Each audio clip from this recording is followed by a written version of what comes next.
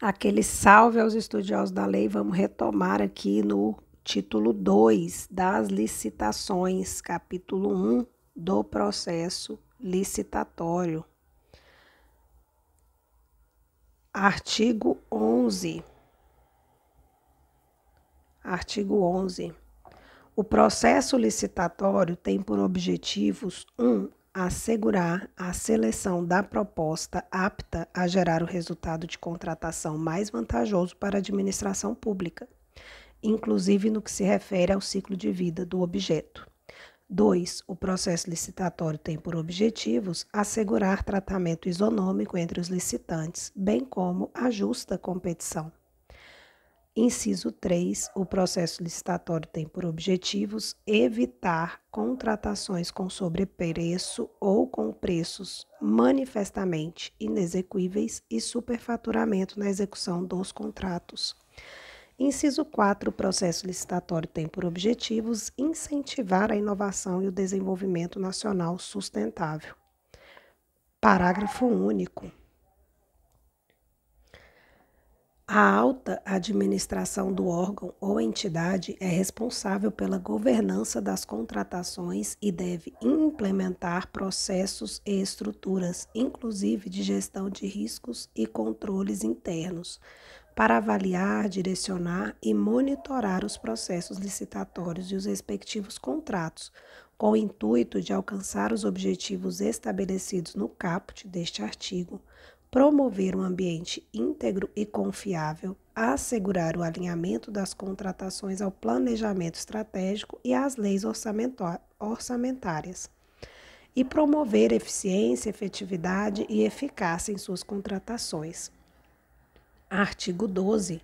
No processo licitatório, observar-se-á o seguinte: 1. Os documentos serão produzidos por escrito, com data e local de sua realização e assinatura dos responsáveis. 2. No processo licitatório, observar-se-á os valores, os preços e os custos utilizados terão como expressão monetária a moeda corrente nacional, ressalvado o disposto no artigo 52 desta lei. E o artigo 52 refere-se à subseção 5 do capítulo, subseção 5 da seção 3 do capítulo, vamos ver qual capítulo, 2, que fala sobre as licitações internacionais. Então, ressalvadas as licitações internacionais, os valores, preços e custos terão como expressão monetária a moeda corrente nacional. 3. No processo licitatório, observar-se-á o desatendimento de exigências meramente formais que não comprometam a aferição da qualificação do licitante ou a compreensão do conteúdo de sua proposta, não importará seu afastamento da licitação ou a invalidação do processo. Então, desatender exigências meramente formais não afasta o concorrente da licitação. 4. No processo licitatório, observar-se-á a prova de autenticidade de cópia de documento público ou particular poderá ser feita perante agente da administração, mediante apresentação de original ou de declaração de autenticidade por advogado, sob a sua responsabilidade pessoal. 5. O reconhecimento de firma somente será exigido quando houver dúvida da autenticidade, salvo imposição legal. 6. Os atos serão preferencialmente digitais, de forma a permitir que sejam produzidos, comunicados, armazenados e validados por meio eletrônico. 7. A partir de documentos de formalização de demandas, os órgãos responsáveis pelo planejamento de cada ente federativo poderão, na forma de regulamento, elaborar plano de contratação anual com o objetivo de racionalizar as contratações dos órgãos e entidades sob sua competência, garantir o alinhamento com seu planejamento estratégico e subsidiar a elaboração das respectivas leis orçamentárias. Parágrafo 1º. O plano de contratação anual de que trata o inciso 7 do caput deste artigo deverá ser divulgado e mantido à disposição do público em sítio eletrônico oficial e será observado pelo ente federativo na realização de licitações e na execução dos contratos. Parágrafo 2º. É permitida a identificação e a assinatura digital por pessoa física ou jurídica em meio eletrônico, mediante certificado digital emitido no âmbito da infraestrutura de chaves públicas brasileira, ICP Brasil. Artigo 13.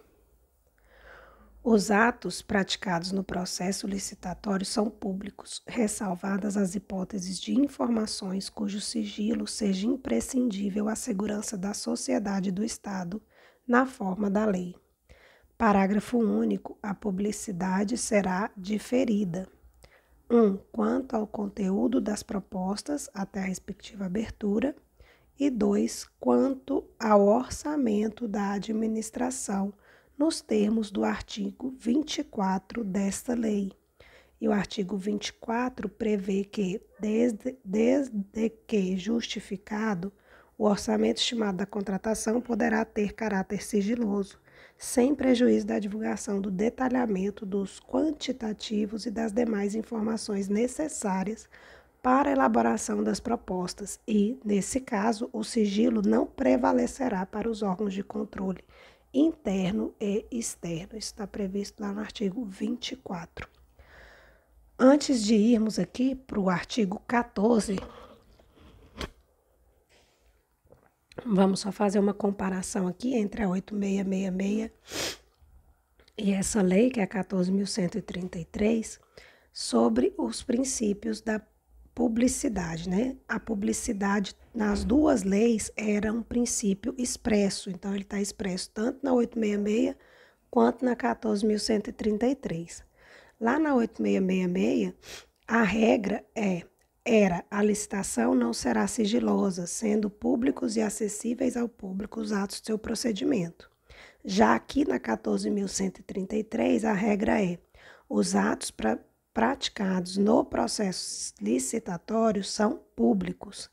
E as exceções aqui são: exceção 1, informação cujo sigilo seja imprescindível à segurança da sociedade e do Estado, e exceção 2 refere-se à publicidade diferida, quando o conteúdo em relação ao conteúdo das propostas até a respectiva abertura e o orçamento estimado da contratação, desde que justificado. Lá na 866, só um minutinho, por favor. Desculpa. Lá na 866, a exceção era de que a licitação seria sigilosa quanto ao conteúdo das propostas até a respectiva abertura. Artigo 14.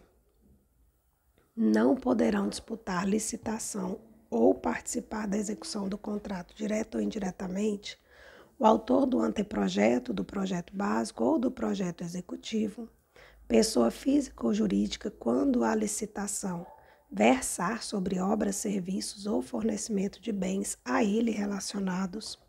2. Não poderão disputar a licitação ou participar da execução do contrato direta ou indiretamente, empresa isoladamente ou em consórcio responsável pela elaboração do projeto básico ou do projeto executivo, ou empresa da qual o autor do projeto seja dirigente, gerente, controlador, acionista ou detentor de mais de 5% do capital com direito a voto, responsável técnico ou subcontratado, quando a licitação versar sobre obras, serviços ou fornecimento de bens a ela necessários.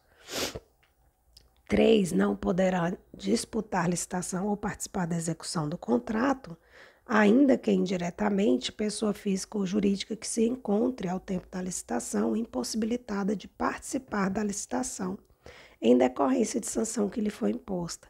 Também não poderão disputar a licitação ou participar da execução do contrato aquele que mantenha vínculo de natureza técnica, comercial, econômica, financeira, trabalhista ou civil com o dirigente do órgão ou entidade contratante, ou com agente público que desempenhe função na licitação, ou atue na fiscalização ou na gestão do contrato, ou que dele seja cônjuge, companheiro ou parente em linha reta, colateral ou por afinidade até o terceiro grau, devendo essa proibição constar expressamente do edital de licitação.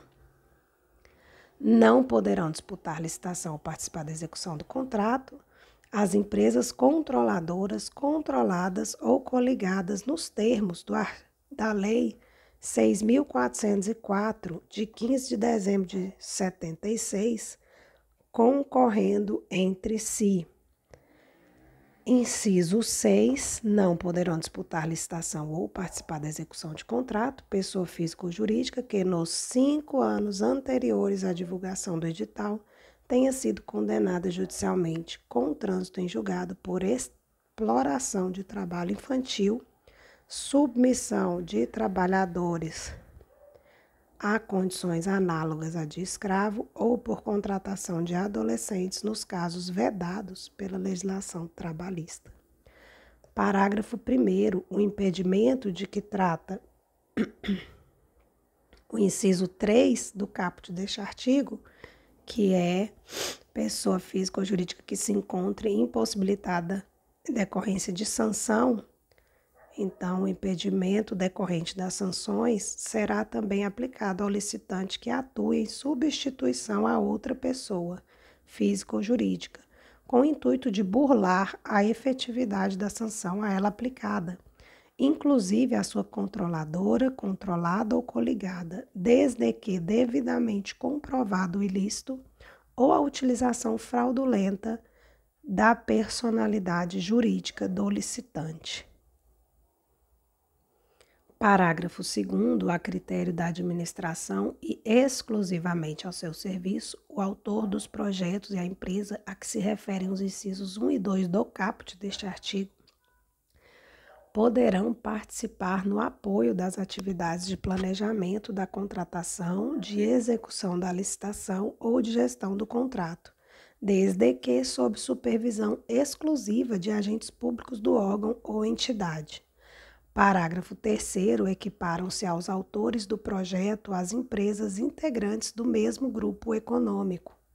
Parágrafo 4º. O disposto neste artigo não impede a licitação ou a contratação de obra ou serviço que inclua como encargo do contratado a elaboração do projeto básico e do projeto executivo nas contratações integradas e do projeto executivo nas contratações integradas e do projeto executivo nos demais regimes de execução. Parágrafo 5º. Em licitações e contratações realizadas no âmbito de projetos e programas parcialmente financiados por agência oficial de cooperação estrangeira ou por organismo financeiro internacional, com recurso de financiamento ou contrapartida nacional, não poderá participar pessoa física ou jurídica que integre o rol de pessoas sancionadas por essas entidades ou que seja declarada inidônea nos termos desta lei. E antes da gente partir para o artigo 15, vamos aqui a uma decisão importante que refere-se à constitucionalidade de ato normativo municipal sobre licitação.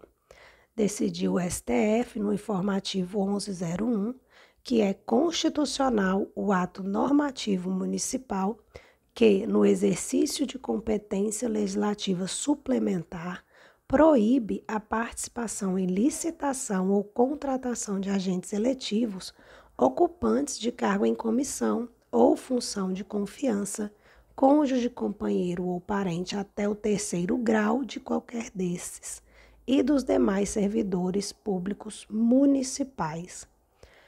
Ainda em decisão plenária do STF, também no informativo 1101, decidiu-se pela constitucionalidade de norma municipal sobre o nepotismo. Diz o seguinte: é constitucional a norma municipal que proíbe a celebração de contratos com agentes públicos municipais e seus parentes até o terceiro grau, por não violar o sistema de repartição de competências e atender à vedação ao nepotismo. Contudo, esse impedimento não se aplica a pessoas ligadas por matrimônio ou parentesco até terceiro grau, inclusive, ou por adoção, a servidores municipais não ocupantes de cargo em comissão ou função de confiança, para evitar infringir o princípio da proporcionalidade. Retomando a lei, artigo 15.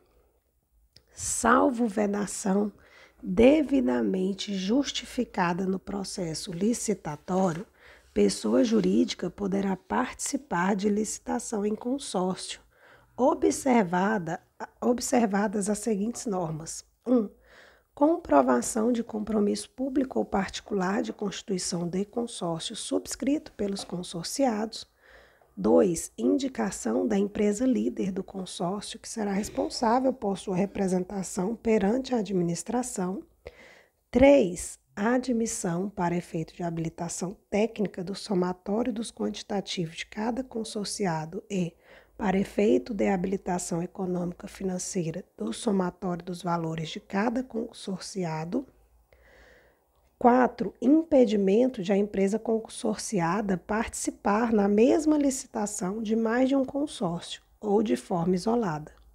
E 5. Salvo vedação devidamente justificada no processo licitatório, pessoa jurídica poderá participar de licitação em consórcio, observada a responsabilidade solidária dos integrantes, então solidária de novo, pelos atos praticados em consórcio, tanto na fase de licitação quanto na de execução do contrato.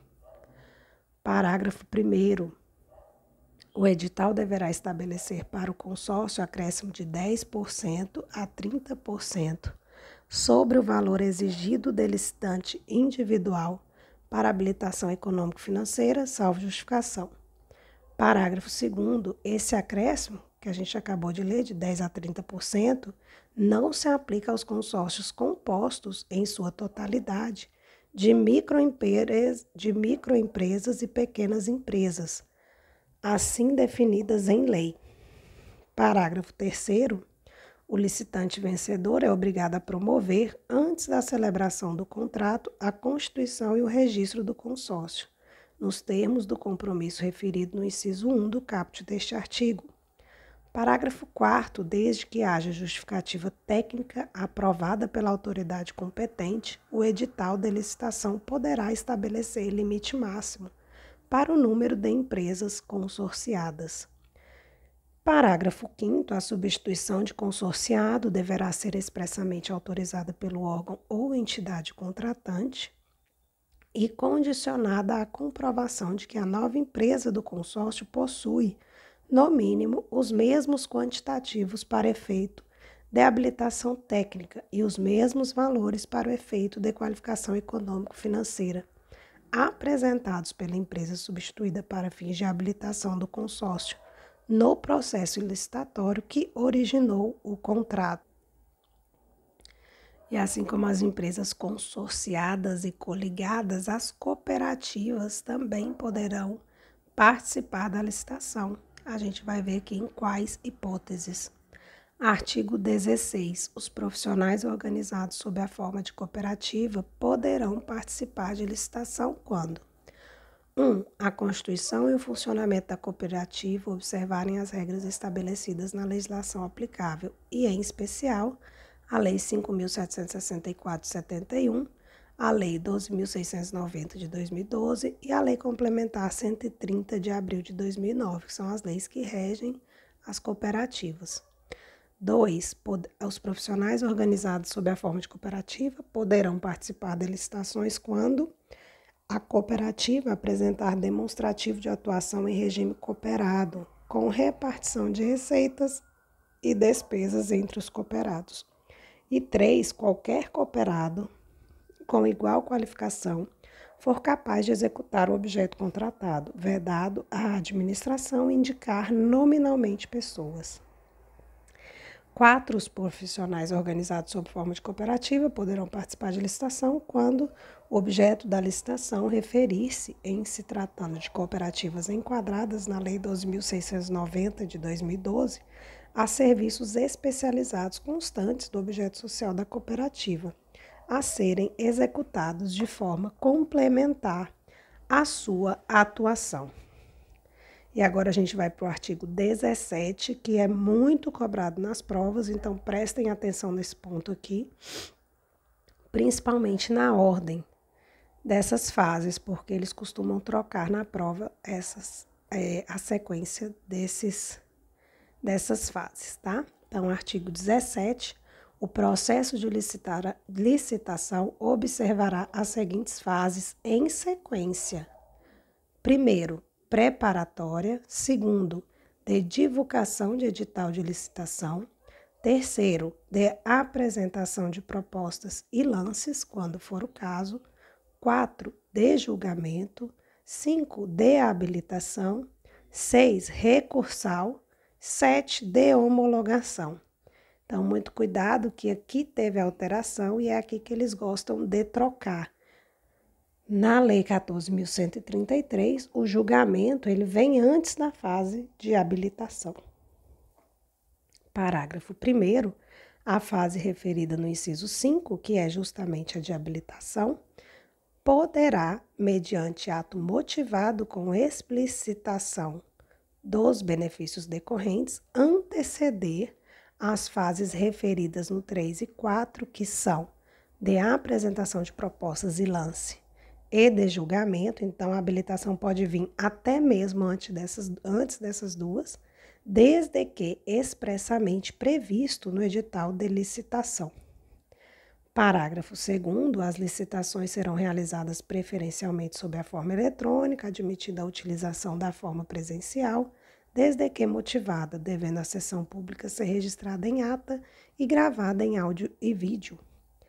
Parágrafo 3º, desde que previstos no edital, a fase a que se refere o inciso 4, que é a fase de julgamento, o órgão ou entidade licitante poderá, em relação ao licitante provisoriamente vencedor, realizar análise e avaliação de conformidade da proposta, mediante homologação de amostras, exame de conformidade, prova de conceito, entre outros testes de interesse da administração, de modo a comprovar sua aderência às especificações definidas no termo de referência ou no projeto básico. Parágrafo 4º, nos procedimentos realizados por meio eletrônico, a administração poderá determinar como condições de validade e eficácia que os licitantes pratiquem seus atos em formato eletrônico. Parágrafo 5º, na hipótese excepcional de licitação sob forma presencial, a que se refere o parágrafo 2º deste artigo, a sessão pública de apresentação de propostas deverá ser gravada em áudio e vídeo e a gravação será juntada aos autos do processo licitatório depois de seu encerramento. Parágrafo 6º, a administração poderá exigir certificação por organização independente acreditada pelo Instituto Nacional de Metrologia, Qualidade e Tecnologia, o INMETRO, como condição para aceitação de 1. Estudos, anteprojetos, projetos básicos e projetos executivos. 2. Conclusão de fase ou de objetos de contrato. E 3. Material e corpo técnico apresentado por empresas para fins de habilitação. Hora de passar a régua aí no edital e finalizamos mais uma parte da Lei de Licitações.